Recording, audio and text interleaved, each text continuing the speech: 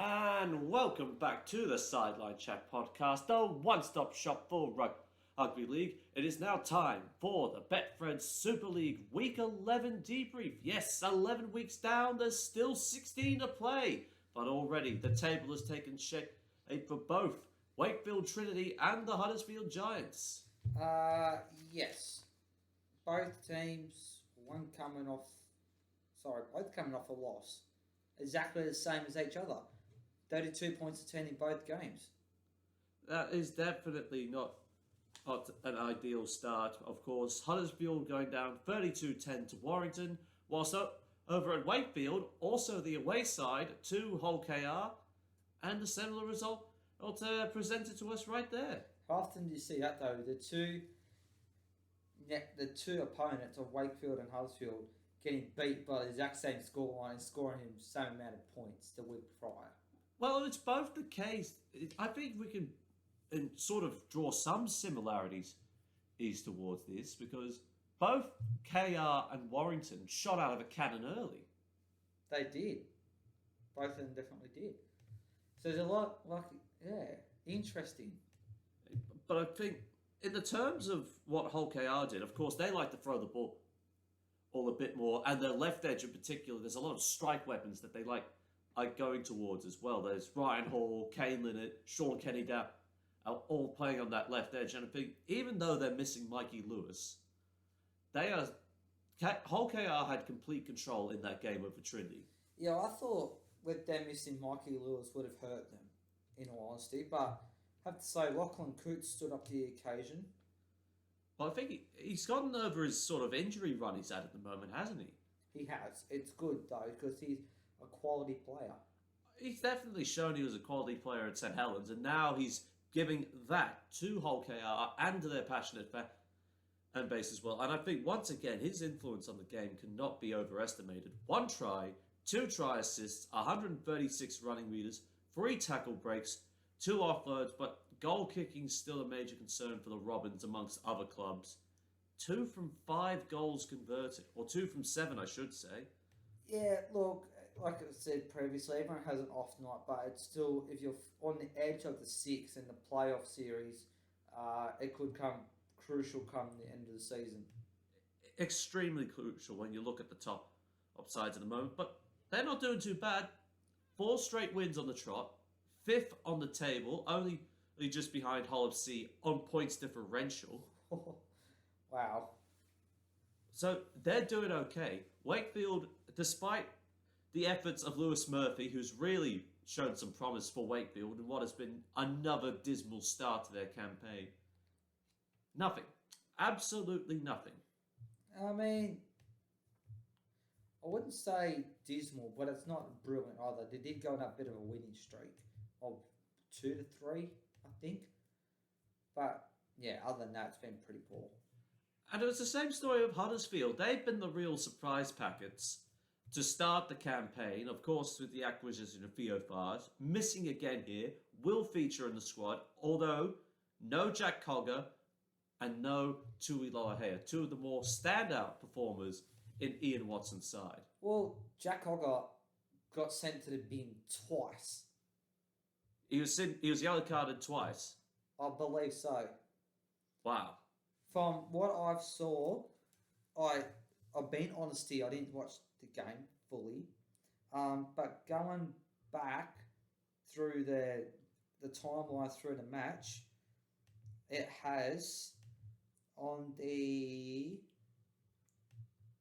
was fairly early on in the match, I believe. On the 6th minute, yellow card for Huddersfield Giants, Jack Cogger. On the 6th minute. And then again on the 18th minute, yellow card for Huddersfield Giants, Jack Cogger. Well, that turned to be the turning point. The first yellow card was definitely the first turning point because then Warrington scored 2 tries with Josh Fewless in the space of 8 minutes alone. And that second yellow card after Josh Fewless. Yeah. After he got his try, that's when Cogger got put in the bin again. So, I don't know what 100% went on there, but in the space of just over 10 minutes to be binned twice and he let 2 tries go in there. And he let 2 tries in, so not good.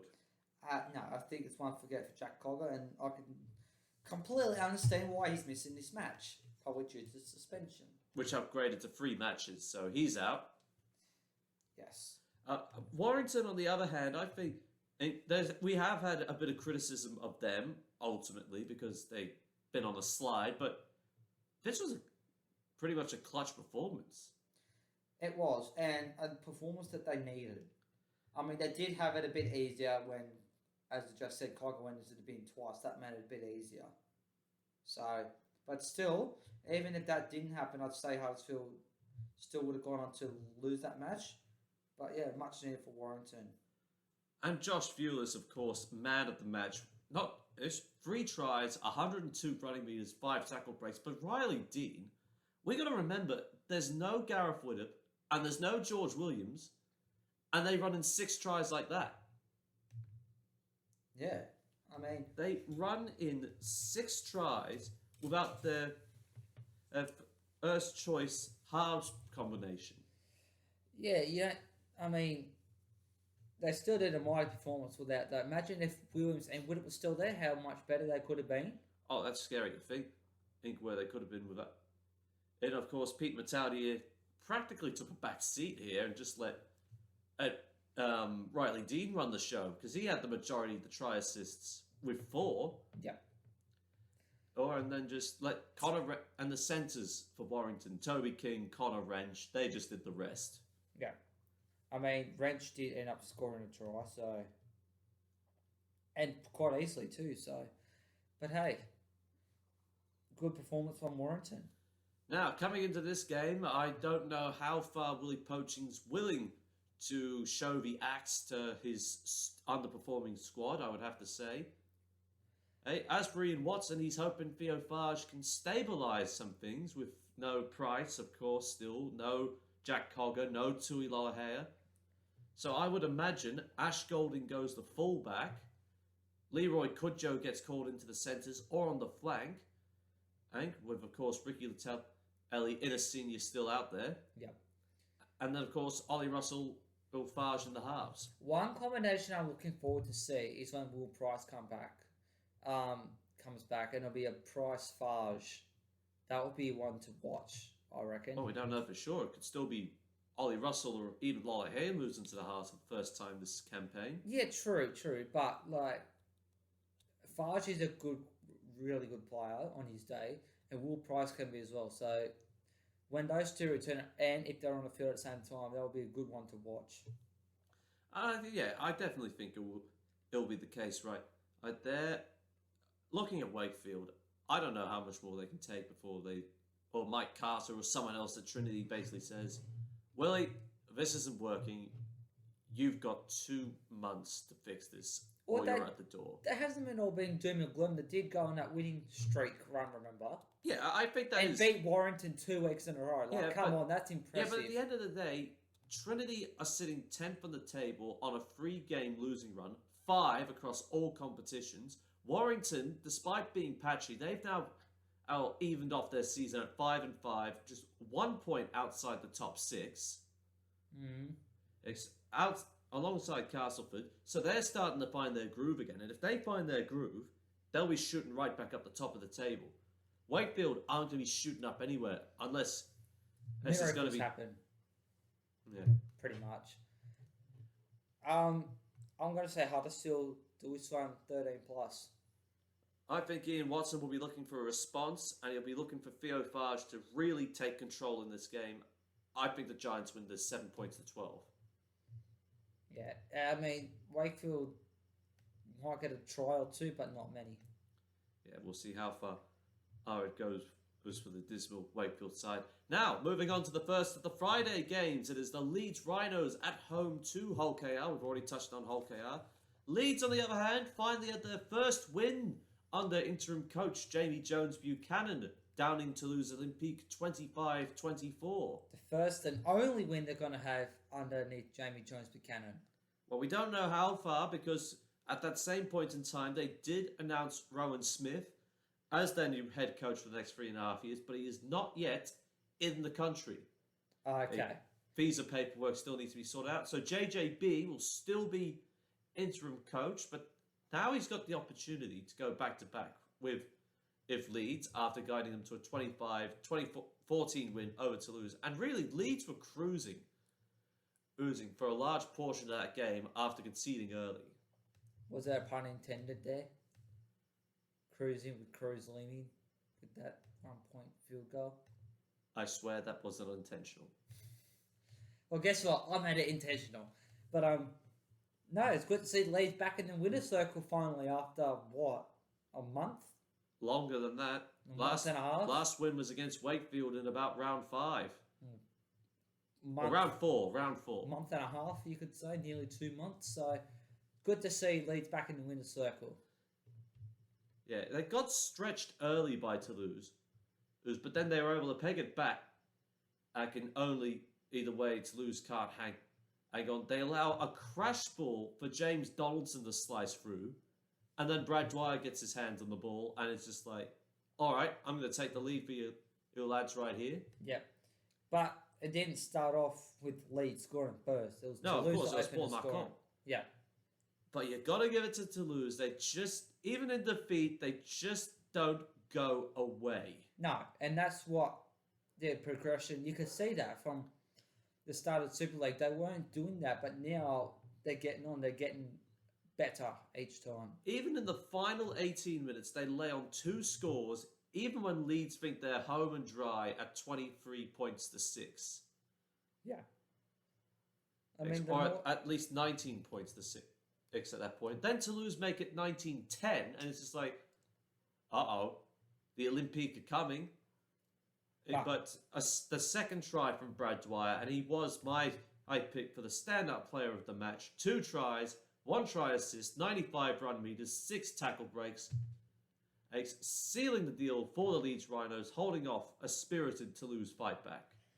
Yeah, it was a spirited side for Toulouse, but unfortunately they went down narrowly again. Yeah, a difference of 11. But hey, they're still improving. Only times will get better. Hopefully, but time's ticking. Yeah. And this is the theme of Toulouse. Time is ticking for them. They better hope once they get Corey Norman, they can try and turn a corner with this. Hope so, we just don't know. As of this moment, we have not received squads for either this or the remaining 4 fixtures that will be covering today, because even though we upload this on a Thursday, we record on a Wednesday, so we only have to go with what we think will happen at this stage. Oh, we do know who might be included in this side, Zach Hardacre. Yeah, after having a shock departure from the Wigan Warriors, throughout the week, and immediate effect too. So that's very and having signed on with Leeds, he's until the end of the 2022 season. It is the first time he will pull on the blue and amber since leaving Leeds partway through 2016. To go to Wigan?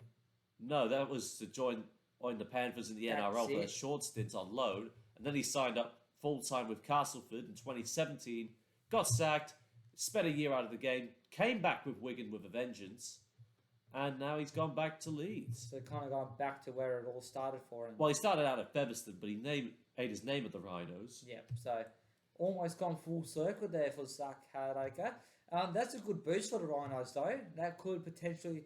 I know it's one player, but sometimes one player can make a difference, and he could make that difference for the Rhinos. It'll stabilise the spine, because fullback has been something of a problem child for the Rhinos as of late. Jack Walker was the first choice, ruled out with injury. Then Richie Myler goes down. They had to play Liam Sutcliffe there, I believe, on Good Friday, because they had no other options to go with. Yeah. So I think having Hardacre, and I think he will play at fullback, because they need him to play at fullback. I mean, they're walking wounded themselves, so anything to get an advantage with this. Yeah, so potentially if he plays this match, he could make a difference. But coming against Hull KR, who, like you said, I don't know, 4-match winners? 4-game winning run. Yeah. After a very shaky start. They're in good form, you could say, so it's going to be hard to topple them, though. Yeah, I definitely think it'll be interesting. Of course, it will depend if Leeds get any big name players back, whether they get Austin back, Caesar back, Footatua back again, Yeah. Harry Newman, if he can just stay injury free. The forwards are pretty much as settled as you can get, and that's practically saying something at this point. And like you said, the spine, like Austin and Caesar, when they click, they'll be firing. Exactly. And then you throw Hardacre in there and all that. A wealth of experience and really a vital boost for the Leeds Rhinos. But the way Hull KR have been playing, I can't go past the Robins. And their defence over the last few weeks has been rather remarkable. Just in 3 weeks, 2 weeks alone, they've only conceded 3 tries. Wow. That's including the whole derby. Yeah, that's including the Good Friday Hull derby. That's absolutely remarkable right there. It is. I'm going to say Hull KR win this one 7-12. It's going to be hard for Leeds to topple the Robins, even with Zach Hardacre maybe making a return to the Rhinos. Yeah, I definitely think the back five of the Robins will really control all the middle of the field. Even though there will be no Kane Leonard for this, I think there's an opportunity for a recall for Lewis Johnson at this point. Or depending, they move Takarangi into the second row, but really Frankie Holton will make that right edge his own. Yeah. But the back five, whether it's Ryan, Hall, Kenny Dow, Coots, Crooks, Oaks, Ori, even Takarangi, 7-12, the Robins win. Yeah, I have to agree. And they rely so much on that back five to get forward momentum going. Changing gears a little bit, it's another derby. It's St. Helens up against the Salford Red Devils. And I can guarantee you right now, there will be a massive increase of veteran players returning for the Saints. Somewhere between 9 and 12, I would think. Enough to make the champions again. Yeah, we're having 9 debutants last week for St. Helens. Like you said, it probably was a strategic move by Christian Wolf, trying to rest players up after games in quick succession over the Easter break, or Easter long weekend, I should say. So that pretty much, I reckon they'll be full strength and Salford will be absolutely crap. Although they did put up a really good comeback against Wigan. Yes, Castleford getting up over the top of the champions, 30 points to 10. And as you said, there were 9 debutants at that same side. Whereas Salford dragged the Wigan Warriors into a brawl, essentially. Dragged into a dogfight rather than letting them score tries at will. But at the end, going down 30 points to 24. And I will say, I didn't really touch on this a couple of weeks back when I was talking about all the complaints around the Easter program. It was in response to a tweet Ryan Hall sent out. I know he's not going to be representing every single player in Super League, but he was calling for a scrapping of the Easter program as it currently stood. I mean, having fixtures? 1 game on Good Friday, only to back up and play again on Easter Monday. Yeah. I mean, that is a bit ridiculous, though. And to think, Ryan Hall, that's literally been his career since he first started in 2009, up until 2018, and now only now when he's come back to Super League for a couple of years. Yeah, it is a bit ridiculous, though. Like, I can't see why I can just spread out the games across the full weekend like a normal round. Next broadcast deal, the RFL and Super League sign. They should tell Sky Sports, Channel 4, or whoever their broadcast partner is going to be moving forward. The Easter program, all games televised, and you only have to play once. Yeah. So I think Good Friday, those 2 fixtures stay as they are. The whole derby, the Saints-Wigan derby, they stay as they are. On the Saturday? Yep, on the Saturday. You probably have 2 games Easter Sunday, one of the West Yorkshires, and then maybe Warrington versus Salford. Easter Sunday, it's the same story again. And as well as the French derby. If Toulouse stay, you have the French derby Easter Sunday. Yeah. And then you have the final fixture. Yeah. Well, really, you actually don't need the Easter Monday schedule unless you wanted to play 1 game Easter Sunday and then the French derby on the Easter Monday. Yeah. Look, they probably will. Or the other way around, depending on... Oh, you should. They might probably want to utilise the 3 Easter weekend.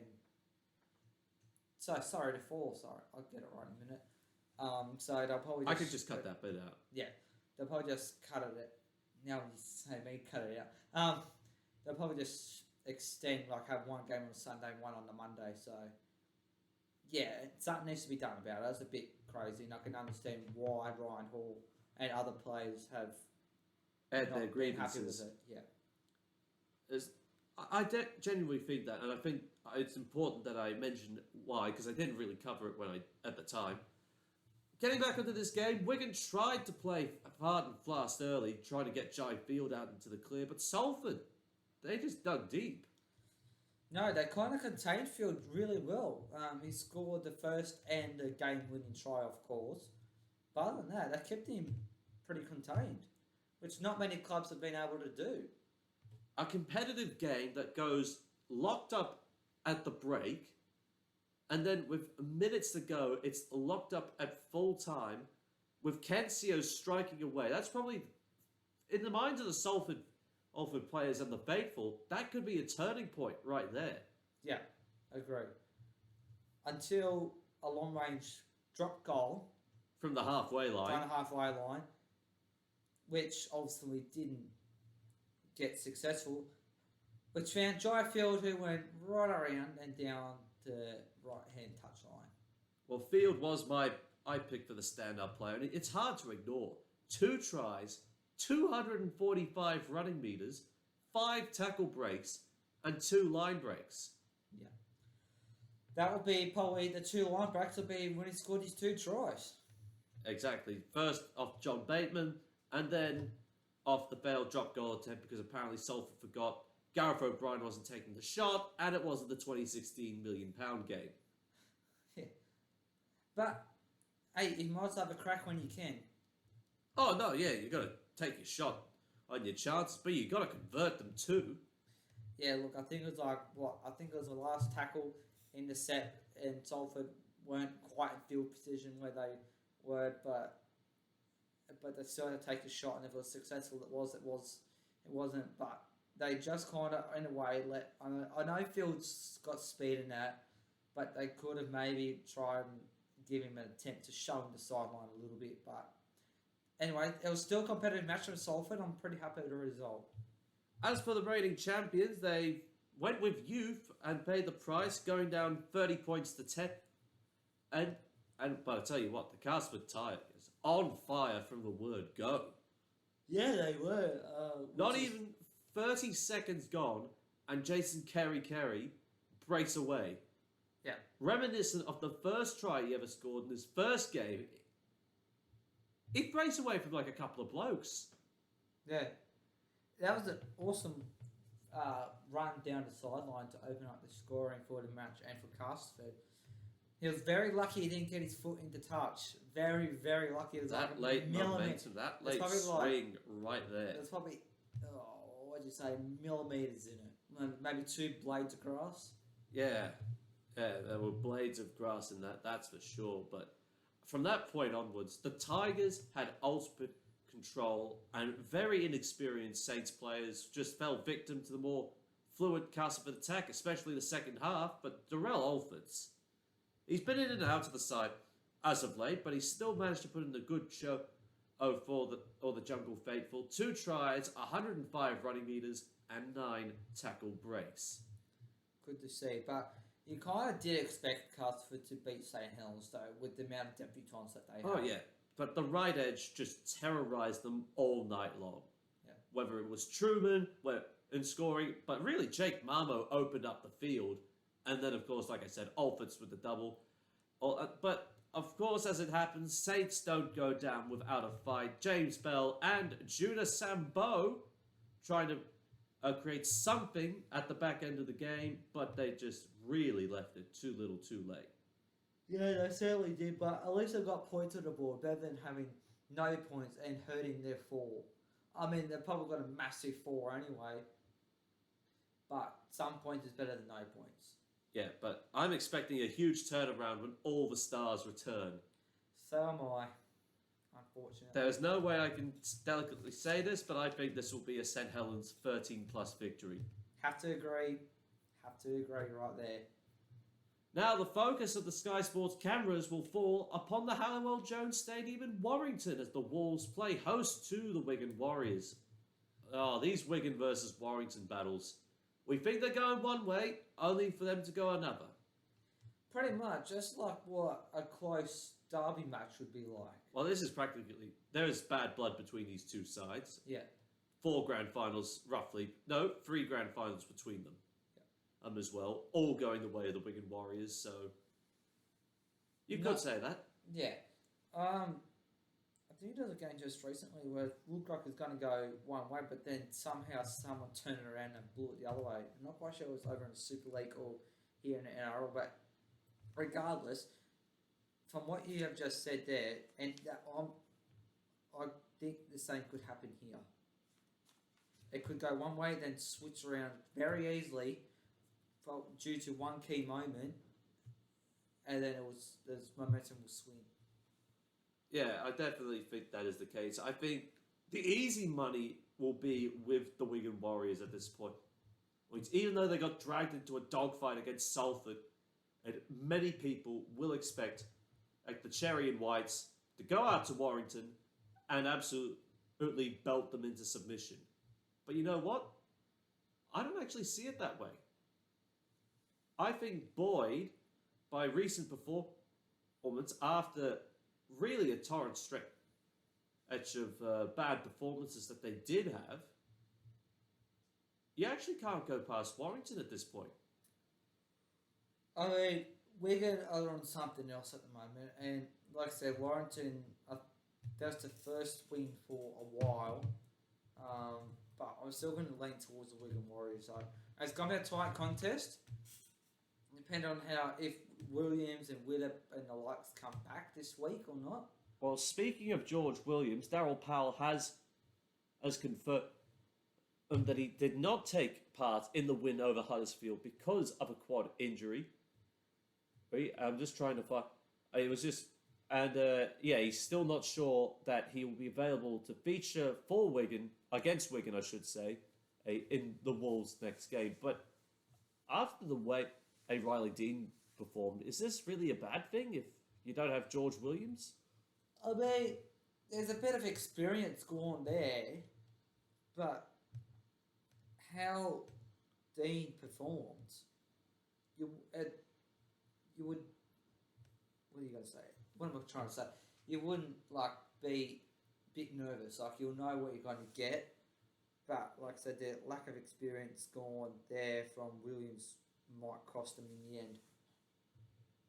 It could go that way, and there is a real possibility. But I think Warrington, now that they're starting to get the mojo back into place, and the centre battle, I really like talking about the centre battles that keep going on because there's just so many good centres. Like you got Toby King, I would have to say he's now got probably close to free reign down Wigan's right side defensively, and we know how fickle in the past the Wires' side has been in previous years.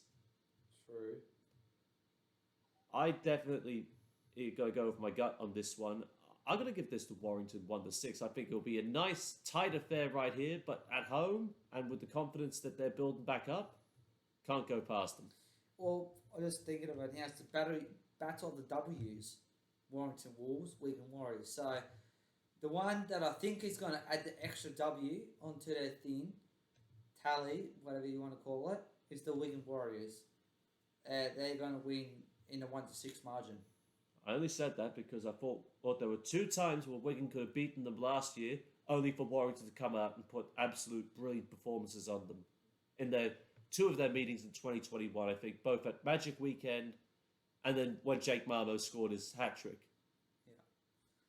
On their third clash, they met 3 times. Yeah. So. But anything could happen, but yeah, Wigan 1-6. Now a game to the south of France, the Catalan Dragons back at home after going down the Hull of Sea 14 points to 8, hosting the Castleford Tigers. Well, we know what Castleford did against St Helens, but Catalans, they didn't seem to be up to scratch. Although were missing some plays, I believe.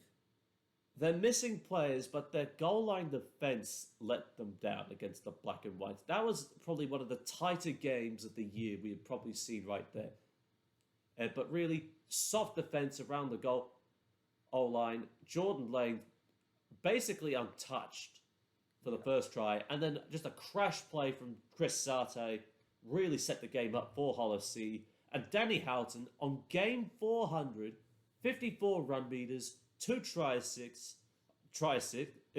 I should say, not try-6, 2 tackle breaks, and a whopping 49 tackles. Wow. In the middle. Started the same, I think the word is started similar to the time James Roby did, maybe just a little bit after. But the 400 games and raising the bat for the Black and Whites on this occasion. Very nice there. Well deserved, and congratulations on his milestone. Mitchell Pearce did offer them hope in the second half after when he was able to get over. And of course, Fuad Yaha. Backpedaling too. Yeah, backpedaling defence. So he really caught Hull on the back foot on that occasion. But that brilliant moment in the first half, Fuad Yaha becoming the joint top try scorer in the history of the Catalan Dragons, tied with club stalwart Vincent Dupont as the top try scorer in the club's 17-year history. That's a massive effort by Fuad Yaha, and well done to him too. He's going to go on obviously to break that record this year, so I think got him thoroughly deserved. Yeah, I definitely think he could go down as one of the Catalan Dragons' greatest ever try scorers. Whether he goes down as one of France's greatest ever try scorers, I think that is a complete separate discussion that has to be had. It definitely is, and everyone will have a point to argue about that too. So, but this one, records don't lie. Even if he scores one try against Castleford, he's broken the record. And to do it, and coming into the home match, equal on the greatest try scoring tally for Catalans, that will really, that's a really good thing, because he could easily rewrite the books for Catalans in front of their home crowd. Oh, that is definitely the case right there. And the Catalan Dragons, they shaky at stages, but resilience is something Steve McNamara has really grinded into them, and to put at that point forward. So even if he sees this high-flying Castleford Tigers, or looking for a high-flying Castleford side, they could get tripped up in the south of France. Oh, yeah. We just don't know what Steve McNamara is going to bring, what side Catalans are going to bring. But if he can improve his goal line defence, especially around the middle, because he's got a big pack to deal with. Watts, Smith, Matungi, Edwards, Lawler. Yeah. There's some size and power in that pack. If he can match it with them, and then get Josh Drinkwater into good position, get Yaha, Morg, Pearce onto the ball, I think the Catalan Dragons can contain them. I'm looking at a bounce back, but a narrow one. I am saying 1-6. I'm going to go Catalans. Yaha to break the record in front of the home crowd. And I'm going to say Catalans 7-12. I think it will be a remarkable night if not only Catalan win, but Fuad Yaha becomes the club's greatest ever try scorer during the process. Yep. And finally, from the MKM Stadium in Hull, the final game of the Betfred Super League for round 11. Hull FC versus Toulouse Olympique. Luke Gale expected back in the spine, having served his 2-match ban. Well, that would definitely help Hull FC. It'll be a big boost for them. Especially after a successful, well, I don't know how successful you would call the last few weeks, but if you look back at Hull's last month to this point, drop goal loss to the Wigan Warriors, held scoreless second half in the Good Friday Hull derby to KR, bounced back on Easter Monday, winning the game in the final 5 minutes, and then against one of the much fancied sides who could have gone top of the table, they hold them to 2 tries and keep them out in a strong defensive rebut. So you have had 4 of the 6 teams that were in the top 6 last year, of course, they already lost the Saints early on in the piece, and there was only who else was there? I'm thinking, oh yeah, and of course Leeds Rhinos, which they flogged 31-8 2 weeks before that. But really, Hull have gone up against the top 6 and have come away with a healthy record. They have, which is, in a way, I don't know if you'd say expected or unexpected. Quite a bit Unexpected. 50-50. I would argue strongly for unexpected because I didn't think Hull would win this many games. I thought, but based on the Jekyll and Hyde of the past, I didn't know how well they could stand up to some of these sides, but they have demonstrated that against Warrington, 3rd in the table last year, of course had problems. Catalan, the undisputed kings of Super League 2021, and they come out the other side. I did not get blown off the park. A remarkable achievement. And I think they're looking now for 3 straight wins on the trot. They are. And I think, as much as I don't want to say it for Toulouse, it's going to be another result. Whether or not Corey Norman will feature in this game, I think that is a matter for Toulouse and the visa office is to sort out. Yeah, it's going to be a tough one for Toulouse. You could say, 11-point loss to the Rhinos last week. But coming up against Hull FC, who are in a bit of good form at the moment. Which is rare for them. Well, yeah. I'm going to say Hull FC to win this one. I'm going to say a 7-12 margin. So you're calling Hull for a 7-12 margin? Yeah. All right, that's fair enough. Now, we're not going to do a championship spotlight again because I think this story is something rather remarkable. We're going back to Antec Day, to the SCG. Of course, everyone talks about the Dragons and the Warriors, and of course talks about the Dragons and the Roosters. But there was one game... Warriors in Melbourne, you mean, not Dragons and the Warriors. Yes, thank you. This is what happens when you're not thinking right and you've had a cold for the past 4 days, but you still manage to get up and do this thing. You never think right in the first place, so anyway. But no, I'm referring to the warm-up match at the cricket ground before the Dragons and the Roosters came out, and that was the ADF and the Turkish playing in front as the curtain raiser. The annual game between the Australian Defence Force and the Turkish, Defence Force and the Turkish Army. Yes. And the final score was? Well, Australia won 26 points to 8, I think, from memory. But that's not the story. The story is one Jansin Turgut, who fractured his spine, broke his pelvis, both his legs and his knees, and a full facial reconstruction after he fell at a fall from a 3rd story at the end of the 2019 season. Many thought his career would have been over after he fell from a car park, a 3rd story of a car park. Wow. Yeah, that's a lot of injuries right there. He's lucky to still be alive. It is absolutely remarkable because you would have thought that's game over. Hell yeah. Over. Of course, Jansin Turgut, the former Hull man, and that played for both Hull SC and for the Salford Red Devils, was part of the touring side back in 2018 when the first Super League match and the international doubleheader was played. But he finally laced up his boots for Turkey in this annual clash between the two sides. And he's now eyeing off a Super League return after that. Just a remarkable story. Wow, that is unbelievable right there. Not only does he manage, just as I rattled off there, to overcome all of that, he's now eyeing off a return to professional rugby league 3 years after a horrendous fall that could have really ended his life. It could have, but to come back like that, I don't know what his stats were like or anything, but even just to get the game mileage under your belt again after 3 years out of the game from that horrific injuries, you could say, that is mighty impressive. And to be eyeing off a contract again for the Super League, That's even better. And I certainly hope he does get one and a club picks him up. I just find that to have been the most remarkable or storyline, and I think that's worthy of a spotlight. It definitely is. To come back from all of that, I mean, regardless of the fact that Turkey didn't put in a good performance against the Australian forces, the fact that he played, the fact he was there,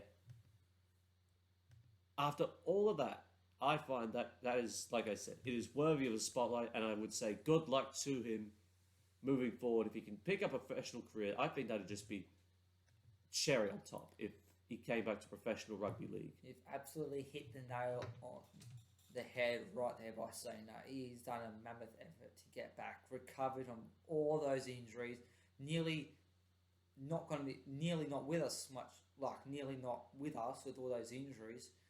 And like you said, eyeing off a professional contract again, that is just outstanding work. And well done to him in his recovery team. Jansin Turgut has just demonstrated he is an Iron Man. Yeah. To come back after all of that, and I would wish him all the best, especially with Turkey planning their own move on the International League stage for 2029.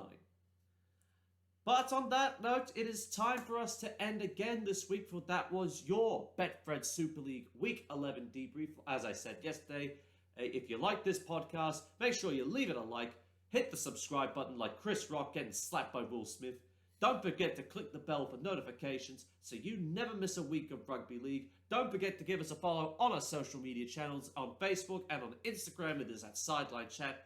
And on our beautiful Overlord Master Musk's Twitter, it is Sideline Chat RO. Hope you enjoy all the action from both sides of the world, and we'll see you next Wednesday. Along with Mark Henry, I'm Connor Marcellus, and you have been listening to the Sideline Chat. We'll see you next time. Catches.